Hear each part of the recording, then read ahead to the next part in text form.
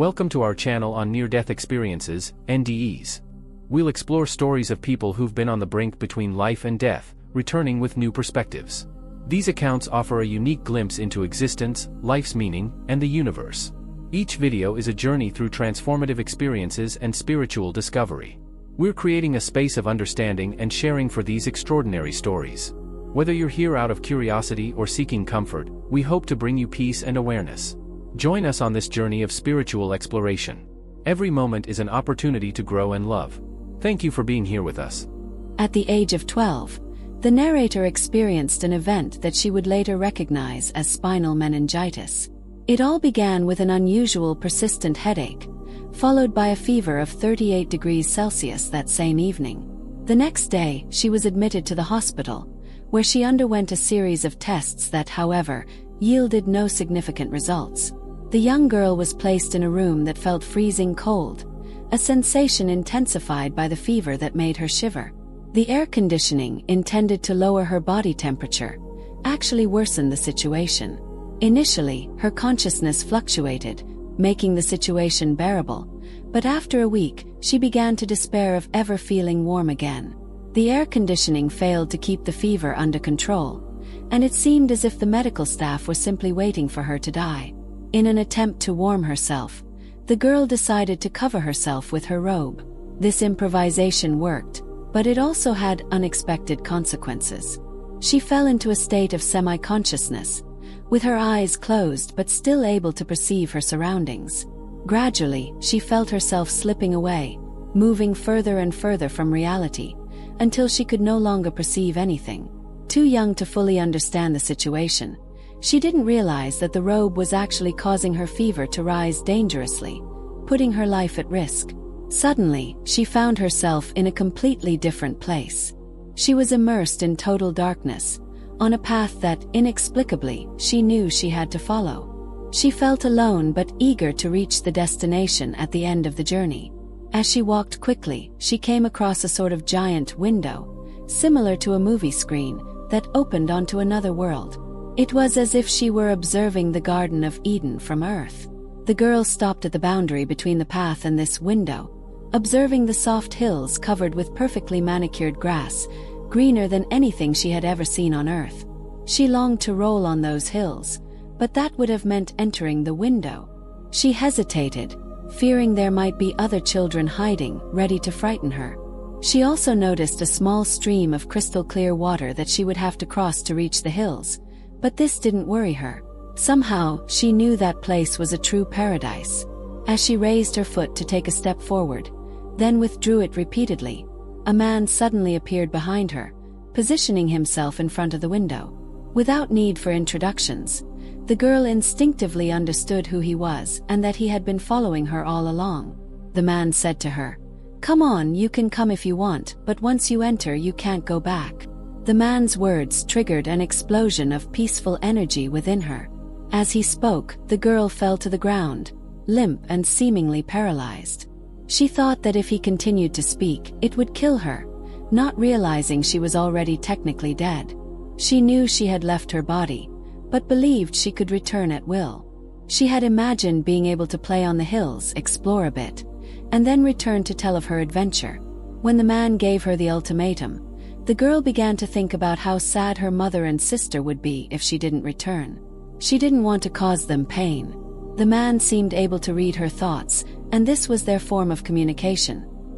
He spoke mentally, and she responded with her thoughts. The thought of her family was interpreted as a no to the proposal to stay, and the girl was quickly sent back.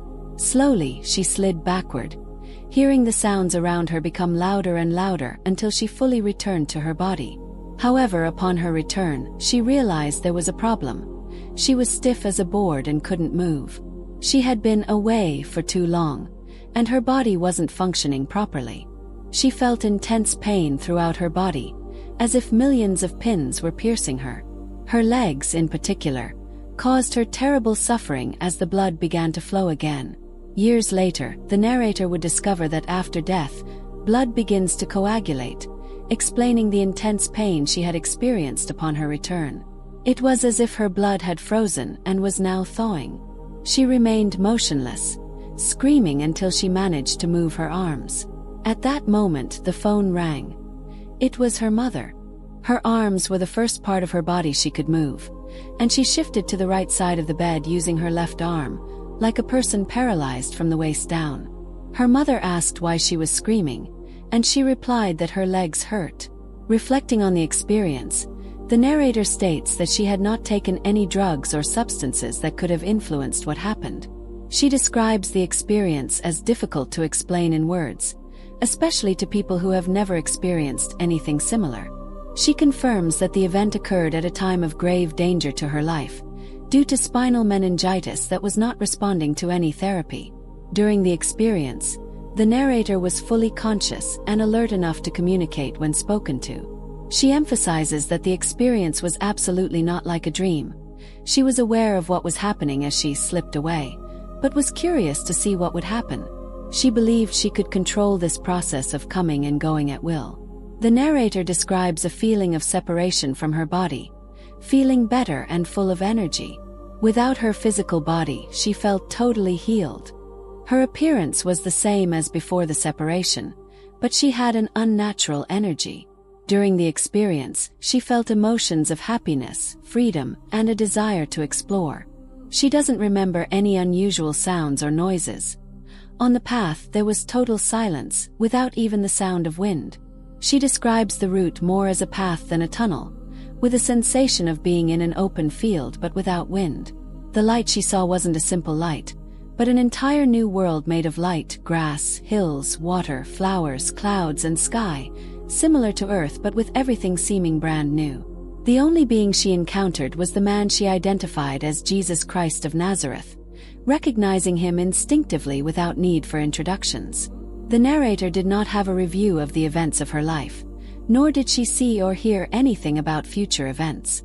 She describes the place she visited as a fairy tale location, clean and pure, with bright colors and a wonderful landscape.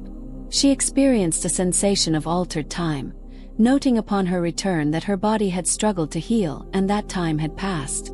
The experience did not provide her with special knowledge about the order or purposes of the universe, but she clearly remembers a distinct boundary between the path and the window. She was involved in the decision to return to her body, motivated by the sadness she would cause her family if she stayed. After the experience, the narrator notes a refinement of her gifts of discernment and knowledge, as well as a greater sensitivity to the spiritual world. The event strengthened her understanding of the Holy Trinity and made her more aware of God, influencing her spiritual life. Sharing this experience with others often elicits reactions of shock, with people struggling to fully comprehend her account. The narrator describes the best part of the experience as the opening of this new world, while the worst part was the realization that her plans to visit it and return had vanished.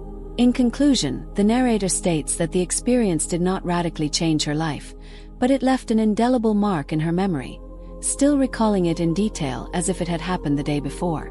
If you enjoyed this video or you're interested in the topics we cover on this channel, I'd be really grateful if you could subscribe to the channel so you don't miss future content.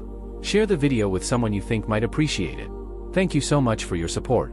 Preface: near-death experiences, NDEs, can be profound, life-changing events. Remember, NDEs are subjective experiences, not proof of an afterlife or a guide for living.